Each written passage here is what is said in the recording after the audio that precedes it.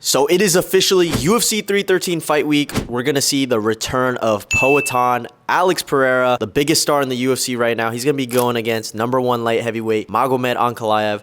This is the matchup that fans have been calling for a while now. And of course, co-headlining, we have the highlight Justin Gaethje. He's going to be running it back with Rafael Fiziev, who's stepping in for Dan Hooker, who unfortunately had to pull out due to a hand injury. Now, apart from the main and co-main event, this isn't the strongest card, but there's still a lot of interesting matchups. So let's get into it. Kicking off the main card, we have King Green versus Mauricio Ruffy, a lightweight bout. King Green, obviously formerly known as Bobby King Green, but he did change his name legally to King, so that's what we're going to be calling him now. A true OG of the game. He's been in the UFC for 12 years, been fighting in Strikeforce since 2009. If you guys don't remember, he's coming off a submission loss to Paddy Pimblett. Now, even though he's never been an elite fighter, I do believe he was ranked in the top 15 before. He is a dangerous matchup for anybody on the feet. He's super flashy, he keeps his hands down, talks a lot of trash, tries to get in your head. Always an entertaining fighter. And he's going to be facing a young dog in Mauricio Ruffy. He's 11-1 as a professional, 3-0 in the UFC. Now, he's a young fighter that's looking to enter his prime in the next few years, and King Green, he's a good step up in competition for him. And like any other King Green fight, I think it should be a very entertaining opener to this main card.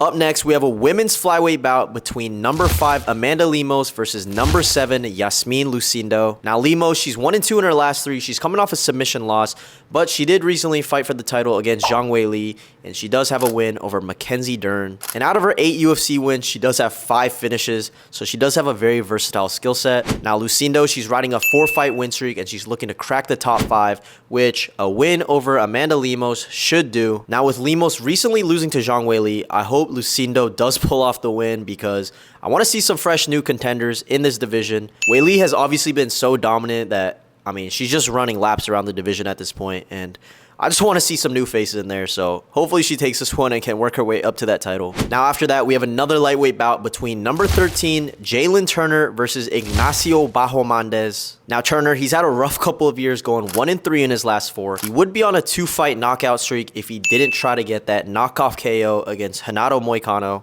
Now, he does have that infamous horrendous late stoppage win against King Green. And if you've seen his last 2 fights, you know that this guy is dangerous on the feet. He can hurt anybody. Super long fighter, very tall for lightweight. So regardless of his record, he's going to be a tough matchup for Ignacio Bahamondes. He has 2 consecutive knockout victories. This will actually be his first time fighting a ranked fighter within the UFC, so it'll be a good test as he looks to enter the top 15 rankings for the first time. Now with the co-main event, we have an exciting fight. #3 Justin Gaethje versus #11 Rafael Fiziev. If you guys don't remember, this is actually going to be a rematch from back in 2023.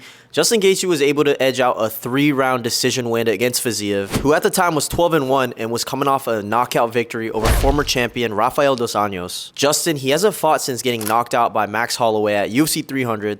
This was last year, so it's definitely been a while. But Justin, he's come back from a knockout loss before. He got knocked out against Dustin Poirier, was able to fight for the title twice after, and got his get back against Dustin. And Gaethje's a true warrior, so I'm going to be honest, I don't really think that knockout loss from Holloway is going to affect him too much going into this fight, especially given how much time he's taken off. Now, his opponent, Rafael Fiziev, he's a #11 contender. He's actually coming off a TKO loss to Gamrot. He injured his knee in that fight. And crazy fact, he has not won a fight since 2022 from before that Justin Gaethje fight. But I think this information is very deceptive, kind of like Peter Yan. He hasn't won in a while, but he's still one of the most skilled fighters in the world. Obviously, things haven't gone his way recently, but that doesn't take away from his fighting ability. He's still got crazy speed, power, and arsenal of weapons. I've actually got a more in-depth breakup of this matchup posted on my YouTube, so I'll link it here. Now on to the main event, what we're all here for, the return of Alex Poatan Pereira, the current face of the UFC. He's obviously the current light heavyweight champion, and he's going for his 4th title defense at light heavyweight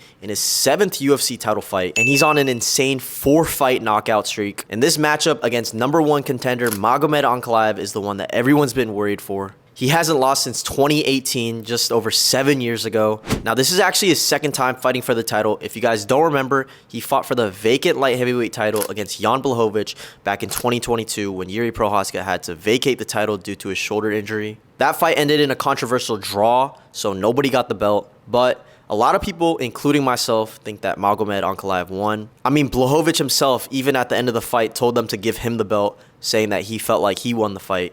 I don't feel that I'm a winner, you know?